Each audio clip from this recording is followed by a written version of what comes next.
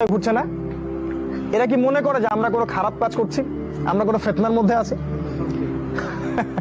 তারা তো মনে করে আমরা পুরুষের কাঁধে কাঁধ মিলিয়ে জাতি বিনির্মাণে এগিয়ে যাচ্ছি। আর আমাদের নবীজি বলেছেন এরা দাজ্জালের শেষ অনুসারী, এই মেয়েরা দাজ্জালের শেষ অনুসারী, ও বের হওয়ার সময় চলে আসছে কাছাকাছি। তিনি বলেছেন এক শ্রেণীর মেয়ে বের হবে শেষ জামানায়, যাদেরকে মুমিন পুরুষরা ঘরে রাখতে পারবে না, ঘরের বাঁধন ছিন্ন করে তারা বের হয়ে চলে যাবে। কারা এরা? দেখছেন না? এখন ঘরে রাখতে পারবেন না আপনি, যতই বলেন যতই বুঝান, ব্রেন ওয়াশড বের হয়ে যাবে ওরা বাড়ি থেকে।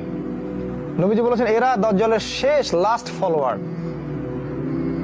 তাহলে দাজ্জাল কত আগে থেকে তার কাজ শুরু করছে চিন্তা করেন। এবার এই দাজ্জালের ফিতনা থেকে আপনাকে বাঁচাবে সূরা কাহফ, যেটা আপনি পড়তে পারেন প্রতি জুমায়। যদি সেটাও না পারেন, নবীজি বলেছেন প্রথম 10টা আয়াত মুখস্থ করবেন সূরা কাহফের। ইনশাআল্লাহ আল্লাহ পাক আপনাকে নূর দিবেন, আলো দিবেন, কিয়ামতের মাঠে এই সূরা আপনার জন্য সুপারিশ করবে ইনশাআল্লাহ।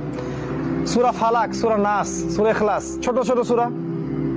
3 বার সূরা ইখলাস পড়লে আপনার কি হবে? এক খতম কোরআনের নেকি পাবেন ইনশাআল্লাহ। কোরআনের 1/3 এটা। আর সূরা ফালাক নাসের ব্যাপারে আসছে সকালে আর সন্ধ্যায় 3 বার করে পড়বেন। সকালে মানে ফজরের পরে 3 বার সূরা ইখলাস, 3 বার সূরা ফালাক, 3 বার সূরা নাস, আবার মাগরিবের পরে বা আসরের পরে 3 বার। এই ব্যক্তি দৃশ্য অদৃশ্যের সব ক্ষতি থেকে সে বেঁচে থাকবে ইনশাআল্লাহ। আপনাকে খুশি হচ্ছেন না? অনেক ফজিলত আছে। ইয়াসিন, সূরা ইয়াসিনকে বলা হয় নিরাপত্তা, কোরআনের কলিজা। ফজরের পরে পড়বেন, সারাদিন নিরাপত্তা লাভ করবেন ইনশাআল্লাহ। সূরা দুখান পড়বেন ফজরের পরে।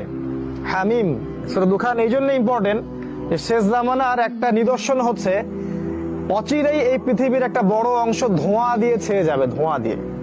আর এই যে ছেয়ে যাবে ধোঁয়া দিয়ে, এটা সূরা দুখানের মধ্যে বলা আছে। আল্লাহ বলেছেন কি জানি আয়াতটা, ইয়াউমা তা'তিস সামাউ বিদুখানিম মুবিন। আল্লাহ পাক বলেছেন ফারতাকিব, তোমরা অপেক্ষা করতে থাকো সেই দিনের জন্য, ইয়াউমা তা'তিস সামাউ বিদুখানিম মুবিন, যেদিন এই পুরো আকাশটা ধোঁয়া দিয়ে ছেয়ে যাবে। কিভাবে হবে এটা? ওই যে বলেছি পারমাণবিক যুদ্ধ সামনে হতে যাচ্ছে, ওই যুদ্ধের ফলে আকাশে ধোঁয়া ছেয়ে যাবে, এটা একটা হতে পারে। অথবা অন্য কোনো মহাবিশ্বের অন্য কোনো জায়গা থেকে কিছু একটা পৃথিবীকে আঘাত করতে পারে, যার ফলে পৃথিবীর আকাশ ধোঁয়ায় ছেয়ে যাবে, এটাও হতে পারে। আল্লাহ ভালো জানেন। সূরা দুখান পড়বেন, তাহলে নিরাপত্তা পাবেন, আপনার হাজত পূর্ণ হবে ইনশাআল্লাহ। সূরা বাকারার শেষ 2টা আয়াত, এটা ইম্পর্টেন্ট। আলী রাদিয়াল্লাহু আনহু বলেছেন কোন বিবেকবান লোক, যার বুদ্ধি আছে, এই ব্যক্তির পক্ষে শোভা পায় না যে রাতের বেলা সূরা বাকারার শেষ 2 আয়াত না পড়েই ঘুমিয়ে যাবে। ফজিলতটা কি? কেউ যদি রাতের বেলা সূরা বাকারার শেষ 2টা আয়াত তেলাওয়াত করে, অন্য হাদিসে আসছে শেষ 3টা আয়াত, আমানার রাসূল থেকে ফানসুরুনা আলাল কওমিল কাফিরিন পর্যন্ত, অথবা লিল্লাহি মা ফিস সামাওয়াতি থেকে ফানসুরুনা আলাল কওমিল কাফিরিন পর্যন্ত, এই 3টা বা 2টা আয়াত। আমি 3টা পড়ি, রিস্ক কম। যদি পড়েন সারা রাত আপনি তাহাজ্জুদ পড়লে যে নেকিটা পাইতেন, ওই কাজটা করার জন্য সেই নেকিটা পাবেন। প্রতি রাত্রে কি তাহাজ্জুদ পড়া হয়? কঠিন কাজ না। সূরা বাকারার শেষ 2টা আয়াত পড়লে আপনি এটা পারবেন ইনশাআল্লাহ। এরকম অসংখ্য ফজিলত আছে কোরআনের। সবচেয়ে বড় কথা, কোরআন আপনাকে সাকিনা দিবে, প্রশান্তি দিবে, টেনশন দূর করবে, আপনার রোগ দূর করে দিবে, আপনার কলিজাকে ঠান্ডা করে দিবে। তার চেয়ে বড় কথা, আল্লাহর সাথে আপনার সম্পর্ক তৈরি হবে। এক সময় দেখবেন কোরআন পড়তে পড়তে আপনার চোখ দিয়ে ধরধর করে পানি পড়ছে, ওই দিন বুঝতে পারবেন যে কোরআন আপনার কলিজা ভেদ করে ঢুকে গেছে। তার আগ পর্যন্ত বুঝতে পারবেন না। কাবা ঘরে দেখবেন অনেক কারি আছেন তেলাওয়াত করে, তেলাওয়াত করতে করতে ডুকরে কেঁদে ওঠে, দেখেন না? দেখেননি আপনারা উমরা করতে, হজ করতে গিয়ে?